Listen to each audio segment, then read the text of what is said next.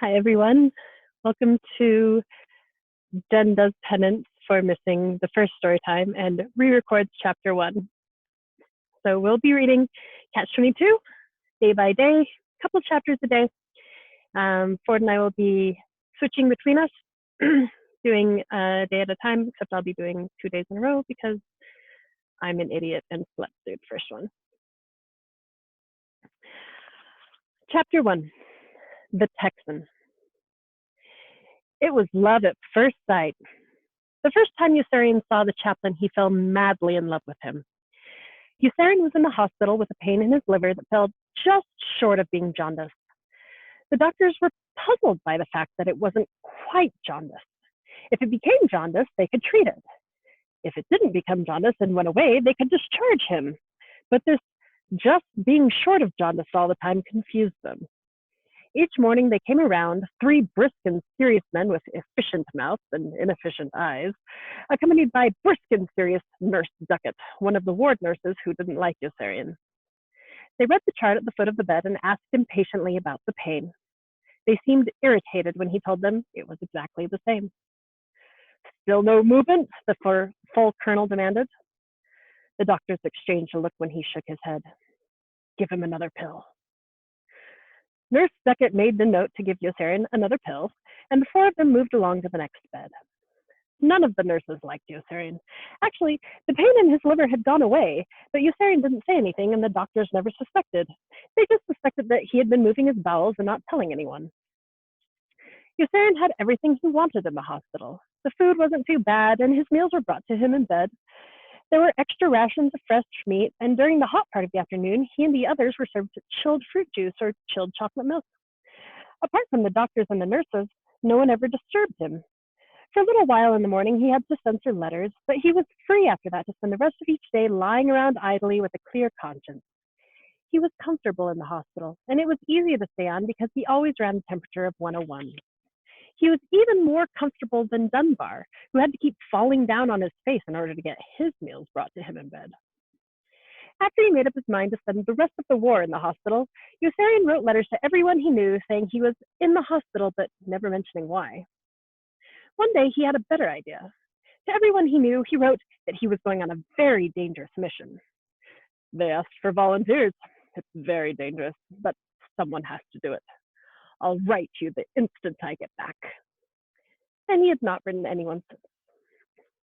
All the officer patients in the ward were forced to censor letters written by all the enlisted men patients, who were kept in residence in wards of their own. It was a monotonous job, and Yossarian was disappointed to learn that the lives of enlisted men were only slightly more interesting than the lives of officers. After the first day, he had no curiosity at all. To break the monotony, he invented games. Death to all modifiers, he declared one day, and out of every letter that passed through his hands went every adverb and every adjective. The next day, he made war on articles. He reached a much higher plane of creativity the following day when he blacked out everything in the letters but a, an, and the. That erected more dynamic intralinear tensions, he felt, and in just about every case left a message far more universal. Soon he was prescribing parts of salutations and signatures and leaving the text untouched. One time he blacked out all but the salutation, Dear Mary, from a letter, and at the bottom he wrote, I yearn for you tragically. A.T. Tapman, Chaplain, U.S. Army. A.T. Tapman was the group chaplain's name. When he had exhausted all possibilities in the letters, he began attacking the names and addresses on the envelopes, obliterating whole homes and streets, annihilating entire metropolises with careless flicks of his wrist, as though he were God. Catch 22 required that each censored letter bear the censoring officer's name. Most letters he didn't read at all. On those he didn't read at all, he wrote his own name. On those he did read, he wrote Washington Irving. When that grew monotonous, he wrote Irving Washington. Censoring the envelopes had serious repercussions, produced a ripple of anxiety on some ethereal military echelon that floated a CID man back into the ward posing as a patient. They all knew he was a CID man because he kept inquiring about an officer named Irving or Washington, and because after his first day there he wouldn't censor letters. He found them too monotonous. It was a good ward this time, one of the best he and Dunbar had ever enjoyed. With them this time was the 24-year-old fighter pilot captain with the sparse golden mustache who had been shot into the Adriatic Sea in midwinter and had not even caught cold. Now the summer was upon them. The captain had not been shot down, and he said he had the grip. In the bed on Eucerian's right, still lying amorously on his belly, was the startled captain with malaria in his blood and a mosquito bite on his ass. Across the aisle from Eucerian was Dunbar, and next to Dunbar was the artillery captain with whom Eucerian had stopped playing chess. The captain was a good chess player, and the games were always interesting. Eucerian had stopped playing chess with him because the games were so interesting they were foolish. Then there was the educated Texan from Texas, who looked like someone in Technicolor and felt patriotically that people of means, decent folk, should be given more votes than drifters, whores, criminals, degenerates, atheists, and indecent folk, people without means. Eucerian was unspringing rhythms in the letters the day they brought the Texan in. It was another quiet, hot, untroubled day. The heat pressed heavily on the roof, stifling sound. Dunbar was lying motionless on his back with his eyes staring up at the ceiling like a doll's. He was working hard at increasing his lifespan. He did it by cultivating boredom. Dunbar was working so hard at increasing his lifespan that Eucerian thought he was dead. They put the Texan in a bed in the middle of the ward, and it wasn't long before he donated his views. Dunbar sat up like a shot. "That's it!" he cried excitedly. "There was something missing. All the time I knew there was something missing, and now I know what it is." He banged his fist down into his palm. "No patriotism," he declared. "You're right," Eucerian shouted back. "You're right, you're right, you're right. The hot dog, the Brooklyn Dodgers, mom's apple pie, that's what everyone's fighting for. But who's fighting for the decent folk? Who's fighting for more votes for the decent folk? There's no patriotism, that's what it is, and no matriotism either." The warrant officer on Eucerian's left was unimpressed. "Who gives a shit?" he asked tiredly and turned over on his side to go to sleep. The Texan turned out to be good-natured, generous, and likable. In 3 days, no one could stand him. He sent shudders of annoyance scampering up ticklish spines, and everybody fled from him, everybody but the soldier in white, who had no choice. The soldier in white was encased from head to toe in plaster and gauze. He had 2 useless legs and 2 useless arms. He had been smuggled into the ward during the night, and the men had no idea he was among them until they woke the next morning and saw the 2 strange legs hoisted up from the hips, the 2 strange arms anchored up perpendicularly, all 4 limbs pinioned strangely in air by lead weights, suspended darkly above him that never moved. Sewn into the bandages over the insides of both elbows were zippered lips through which he was fed clear fluid from a clear jar. A silent zinc pipe rose from the cement on his groin and was coupled to a slim rubber hose that carried waste from his kidneys and dripped it efficiently into a clear, stoppered jar on the floor. When the jar on the floor was full, the jar feeding his elbow was empty, and the 2 were simply switched quickly so the stuff could drip back into him. All they ever really saw of the soldier in white was a frayed black hole over his mouth. The soldier in white had been filed next to the Texan, and the Texan sat sideways on his own bed and talked to him throughout the morning, afternoon, and evening in a pleasant, sympathetic drawl. The Texan never minded that he never got a reply. Temperatures are taken twice a day in the ward. Early each morning and late each afternoon, Nurse Kramer entered with a jar full of thermometers and worked her way up one side of the ward and down the other, distributing a thermometer to each patient. She managed the soldier in white by inserting a thermometer into the hole over his mouth and leaving it balanced there on the lower rim. When she returned to the man in the first bed, she took his thermometer and recorded his temperature, and then moved on to the next bed and continued around the ward again. One afternoon, when she had completed her first circuit of the ward and came a second time to the soldier in white, she read his temperature and discovered that he was dead. "Murderer," Dunbar said quietly. The Texan looked at him with an uncertain grin. "Killer," Eucerian said. "What are you talking about?" said the Texan nervously. "You murdered him," said Dunbar. "You killed him," said Eucerian. The Texan shrank back. "You fellows are crazy. I didn't even touch him." "You murdered him," said Dunbar. "I heard you kill him," said Eucerian. "You killed him because he was an N-word," Dunbar said. "You fellows are crazy," the Texan cried. "They don't allow N-word in here. They got a special place for them." "The sergeant smuggled him in," Dunbar said. The communist sergeant, said Yossarian, and you knew it. The warrant officer on Yossarian's left was unimpressed by the entire incident of the soldier in white. The warrant officer was unimpressed by everything and never spoke at all unless it was to show irritation. The day before Yossarian met the chaplain, a stove exploded in the mess hall and set fire to one side of the kitchen. An intense heat flashed through the area. Even in Yossarian's ward, almost 300 feet away, they could hear the roar of the blaze and the sharp cracks of flaming timber. Smoke sped past the orange-tinted windows. In about 15 minutes, the crash trucks from the airfield arrived to fight the fire. For a frantic half hour, it was touch and go. Then the firemen began to get the upper hand. Suddenly, there was a monotonous old drone of bombers returning from a mission, and the firemen had to roll up their hoses and speed back to the field in case one of the planes crashed and caught fire. The planes landed safely. As soon as the last one was down, the firemen wheeled their trucks around and raced back up the hill to resume their fight with the fire at the hospital. When they got there, the blaze was out. It had died of its own accord, expired completely without even an ember to be watered down, and there was nothing for the disappointed firemen to do but drink tepid coffee and hang around trying to screw the nurses. The chaplain arrived the day after the fire. Yossarian was busy expurgating all but romance words from the letters when the chaplain sat down in a chair between the beds and asked him how he was feeling. He had placed himself a bit to one side, and the captain's bars on the tab of his shirt collar were all the insignia Yossarian could see. Yossarian had no idea who he was and just took it for granted that he was either another doctor or another madman. Oh, pretty good, he answered. Got a slight pain in my liver, and I haven't been the most regular of fellows. I guess that all in all, I must admit that I feel pretty good. That's good, said the chaplain. Yes, Yossarian said. Yes, that is good. I meant to come around sooner, the chaplain said, but I really haven't been well. That's too bad, Yossarian said. Oh, just a head cold, the chaplain added quickly. I've got a fever of 101, Yossarian added just as quickly.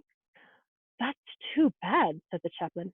Yes, Yossarian agreed. Yes, that is too bad. The chaplain fidgeted. Is there anything I can do for you? He asked after a while.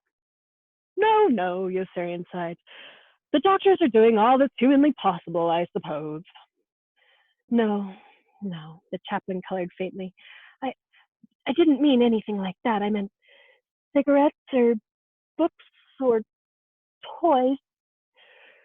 No, Yossarian said. Thank you. I have everything I need, I suppose. Everything but good health. That's too bad. Yes, Yossarian said. Yes, that is too bad. The chaplain stirred again. He looked from side to side a few times, then gazed up at the ceiling, then down at the floor. He drew a deep breath. Lieutenant Nately sends his regards, he said. Yossarian was sorry to hear they had a mutual friend. It seemed that there was a basis to their conversation after all. You know Lieutenant Nately? He asked regretfully. Yes, I know Lieutenant Nately quite well. He's a bit loony, isn't he? The chaplain's smile was embarrassed. I'm afraid I couldn't say. I don't think I know him that well. You can take my word for it, Yossarian said. He's as goofy as they come. The chaplain weighed the next silence heavily and then shattered it with an abrupt question. You are Captain Yossarian, aren't you? Nately had a bad start. He came from a good family. Please excuse me, the chaplain persisted timorously. I may be committing a very grave error. Are you Captain Yossarian? Yes, Captain Yossarian confessed. I am Captain Yossarian. Of the 256th Squadron? Of the Fighting 256th Squadron, Yossarian replied. I didn't know there were any other Captain Yossarians. As far as I know, I'm the only Captain Yossarian I know. That's only as far as I know. I see, the chaplain said unhappily. That's 2 to the fighting 8th power, Yossarian pointed out, if you're thinking of writing a symbolic poem about our squadron. No, mumbled the chaplain. I'm not thinking of writing a symbolic poem about your squadron. Yossarian straightened sharply when he spied the tiny silver cross on the other side of the chaplain's collar. He was thoroughly astonished, for he had never really talked with a chaplain before. You're a chaplain, he exclaimed ecstatically. I didn't know you were a chaplain. Why, yes, the chaplain answered. Didn't you know I was a chaplain? Why, no, I didn't know you were a chaplain. Yossarian stared at him with a big, fascinated grin. I've never really seen a chaplain before. The chaplain flushed again and gazed down at his hands. He was a slight man of about 32 with tan hair and brown, diffident eyes. His face was narrow and rather pale. An innocent nest of ancient pimple pricks lay in the basin of each cheek. Yossarian wanted to help him. Can I do anything at all to help you? The chaplain asked. Yossarian shook his head, still grinning. No, I'm sorry. I have everything I need, and I'm quite comfortable. In fact, I'm not even sick. That's good. As soon as the chaplain said the words, he was sorry and shoved his knuckles into his mouth with a giggle of alarm. But Yossarian remained silent and disappointed him. There are other men in the group I must visit, he apologized finally. I'll come to see you again, probably tomorrow. Please do that, Yossarian said. I'll come only if you want me to, the chaplain said, lowering his head shyly. I've noticed that I make many of the men uncomfortable. Yossarian glowed with affection. I want you to, he said. You won't make me uncomfortable. The chaplain beamed gratefully and then peered down at a slip of paper he'd been concealing in his hand all the while. He counted along the beds in the ward, moving his lips, and then centered his attention dubiously on Dunbar. May I inquire, he whispered softly, if that is Lieutenant Dunbar? Yes, Yossarian answered loudly. That is Lieutenant Dunbar. Thank you, the chaplain whispered. Thank you very much. I must visit with him. I must visit with every member of the group who is in this hospital. Even those in the other wards? Yossarian asked. Even those in the other wards. Be careful in those other wards, Father, Yossarian warned. That's where they keep the mental cases. They're filled with lunatics. It isn't necessary to call me Father, the chaplain explained. I'm an Anabaptist. I'm dead serious about those other wards, Yossarian continued grimly. MPs won't protect you because they're the craziest of all. I'd go with you myself, but I'm scared stiff. Insanity is contagious. This is the only sane ward in the whole hospital. Everybody is crazy but us. This is probably the only sane ward in the whole world, for that matter. The chaplain rose quickly and edged away from Yossarian's bed, and then nodded with a conciliating smile and promised to conduct himself with appropriate caution. And now I must visit with Lieutenant Dunbar, he said. Still, he lingered remorsefully. How is Lieutenant Dunbar? He asked at last. As good as they go, Yossarian assured him. A true prince. One of the finest, least dedicated men in the whole world. I didn't mean that, the chaplain answered, whispering again. Is he very sick? No, he isn't very sick. In fact, he isn't sick at all. That's good, the chaplain sighed with relief. Yes, Yossarian said. Yes, that is good. A chaplain, Dunbar said when the chaplain had visited him and gone. Did you see that? A chaplain. Wasn't he sweet, said Yossarian. Maybe they should give him 3 votes. Who's they? Dunbar demanded suspiciously. In a bed in the small private section at the end of the ward, always working ceaselessly behind a green plyboard partition, was the solemn middle-aged colonel who was visited every day by a gentle, sweet-faced woman with curly, ash-blonde hair, who was not a nurse, and not a whack, and not a Red Cross girl, but who nevertheless appeared faithfully at the hospital in Pianosa each afternoon wearing pretty pastel summer dresses that were very smart, and white leather pumps with heels half high at the base of nylon seams that were inevitably straight. The colonel was in communications, and he was kept busy day and night transmitting gluttonous messages from the interior into square pads of gauze, which he filled meticulously and delivered to a covered white pail that stood on the night table beside his bed. The colonel was gorgeous. He had a cavernous mouth, cavernous cheeks, cavernous, sad, mildewed eyes. His face was the color of clouded silver. He coughed quietly, gingerly, and dabbed the pad slowly at his lips with a distaste that had become automatic.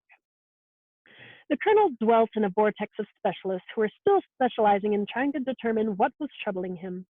They hurled lights in his eyes to see if he could see, rammed needles into nerves to hear if he could feel.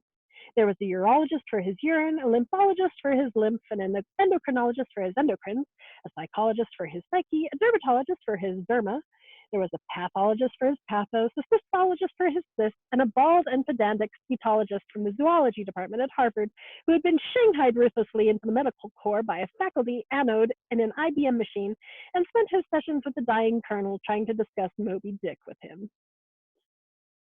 The colonel had really been investigated. There was not an organ of his body that had not been drugged and derogated, dusted and dredged, fingered and photographed, removed, plundered, and replaced.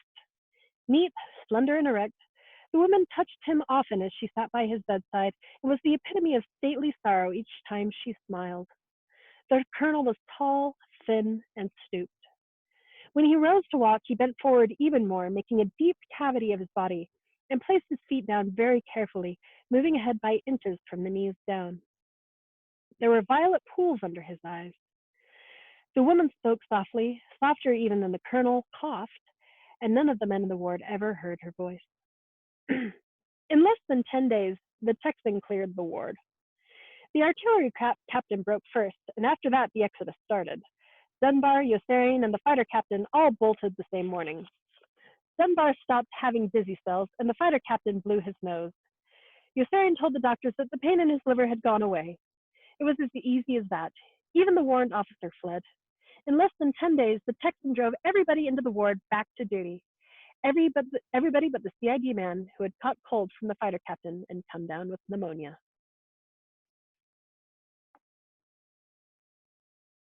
And that's all we've got for today. Join us tomorrow.